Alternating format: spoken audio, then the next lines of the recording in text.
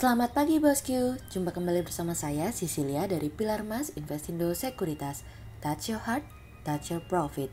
Nah, seperti biasa kita akan mulai saja nih market review kita hari ini, Senin 17 Januari 2022 dengan episode 2 pilihan 1 keputusan.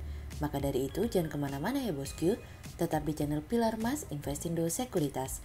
Touch your heart, touch your profit. Pionir Sekuritas Channel di Indonesia.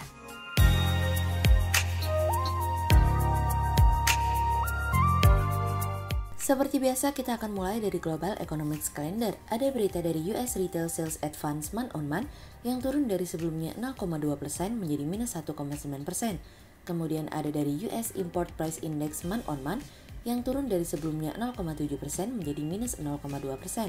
Kemudian ada dari US Industrial Production month on month yang turun dari sebelumnya 0,7% menjadi minus 0,1%. Kemudian kita beralih ke corporate news. Ada berita dari PT Metro Data Electronics Tbk atau MTDL yang menargetkan pertumbuhan pendapatan hingga 15% dan laba bersih tumbuh sekitar 20% pada tahun 2022 dari kontan.go.id. Kemudian ada dari PT Central Proteina Prima Tbk atau CPRO yang cukup optimistis bahwa target kinerja penjualan perseroan pada tahun 2022 akan tercapai dari iqplus.info.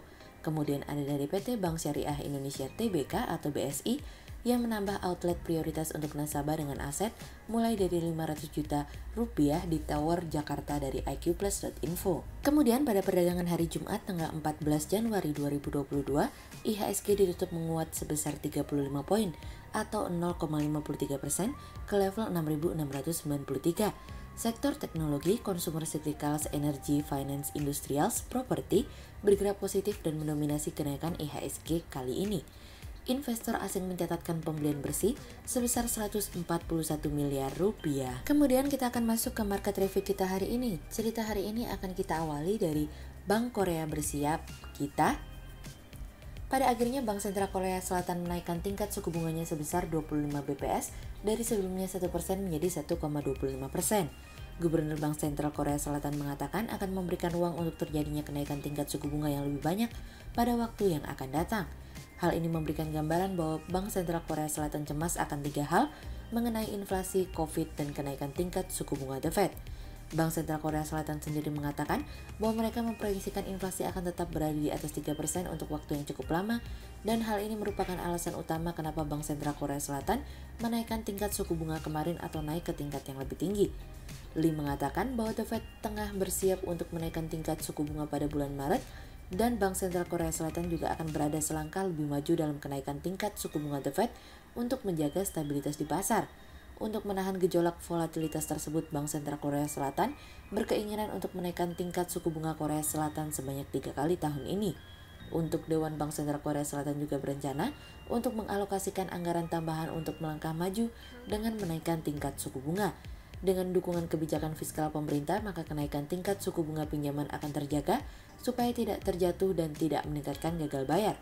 Yang membuat situasi dan kondisi kian semakin sulit adalah prospek kapan Bank Sentral Korea Selatan akan kembali menaikkan tingkat suku bunga di tengah ketidakpastian akan masa jabatan Lee, sang gubernur Bank Sentral yang sebentar lagi akan pensiun.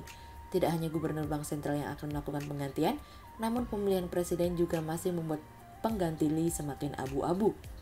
Presiden Bank Sentral Korea sendiri akan berakhir pada bulan Mei nanti, serta Lee akan berakhir pada bulan Maret nanti. Namun ada potensi Bank Sentral Korea Selatan akan kembali menaikkan tingkat suku bunga pada pertemuan Bank Sentral Korea Selatan pada bulan Februari mendatang. Kenaikan tingkat suku bunga Bank Sentral Korea Selatan akan membuat Korea Selatan merupakan yang terdepan dalam menaikkan tingkat suku bunga tanpa keraguan sedikit pun.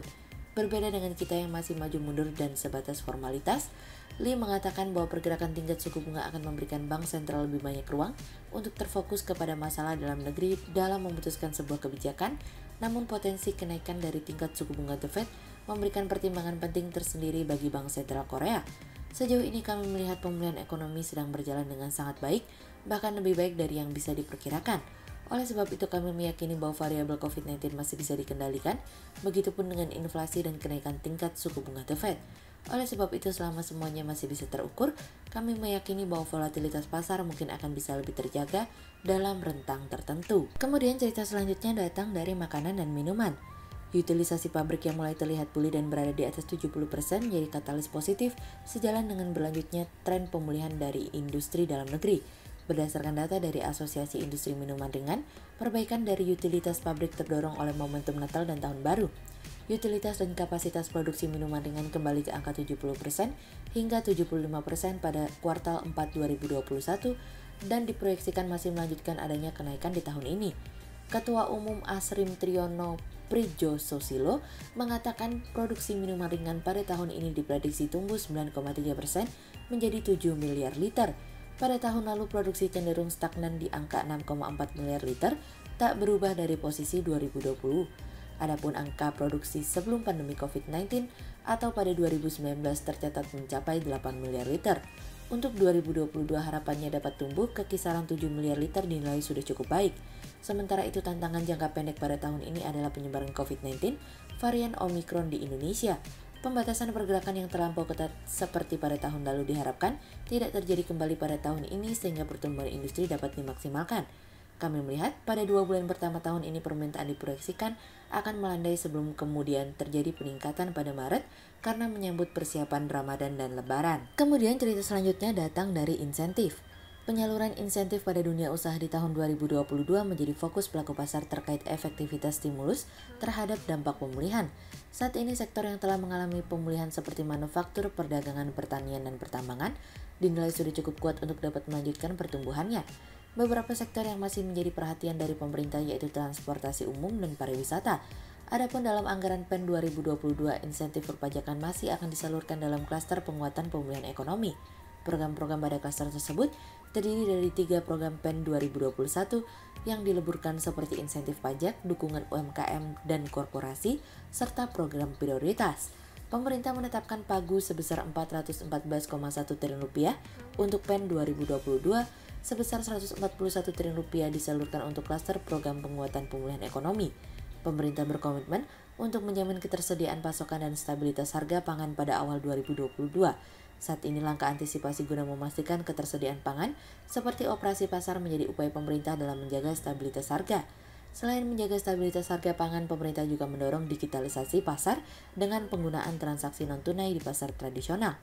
Sehingga berdasarkan technical analisa, kami melihat saat ini IHSG memiliki peluang bergerak menguat terbatas dengan berpotensi koreksi dan ditradingkan pada level 6.626 hingga 6.737. Berikut stock watch pilar emas hari ini ya bosku. Yang pertama ada dari BBRI, kemudian yang kedua ada dari EMTK, dan yang ketiga ada dari MNCN. Berikut 2 saham yang kami analisa hari ini ya bosku.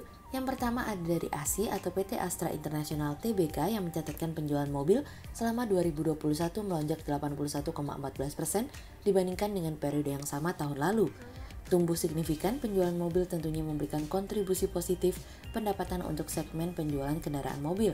Sehingga berdasarkan technical analisa dalam tren pada jangka waktu short term berpotensi untuk bearish dengan target 5.500 dan tingkat probabilitas sebesar 50%, sementara dalam jangka waktu long term berpotensi untuk bullish dengan target 6.250 dan tingkat probabilitas sebesar 55%.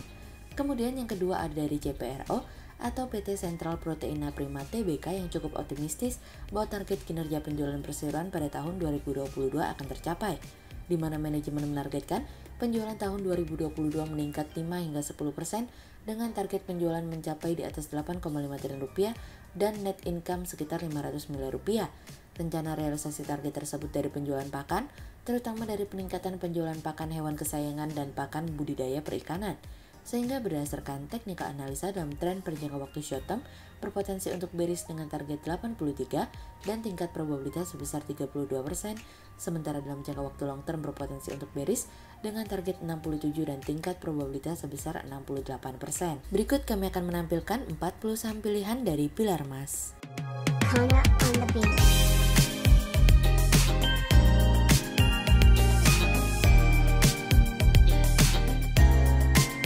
Sekian untuk review market kita kali ini ya bosku. Untuk info lebih lengkapnya bosku bisa download PDF dengan klik link di bawah video ini atau bisa juga langsung akses ke website kami di www.pilarmas-investindo.co.id. Dan jangan lupa untuk selalu jaga kesehatan buat para bosku ya. Kita akan bertemu lagi besok pagi untuk market review yang berikutnya. Jadi jangan lupa like, subscribe, dan tonton terus channel Pilar Mas Investindo Sekuritas. That's your heart, that's your profit. pionir sekuritas channel di Indonesia.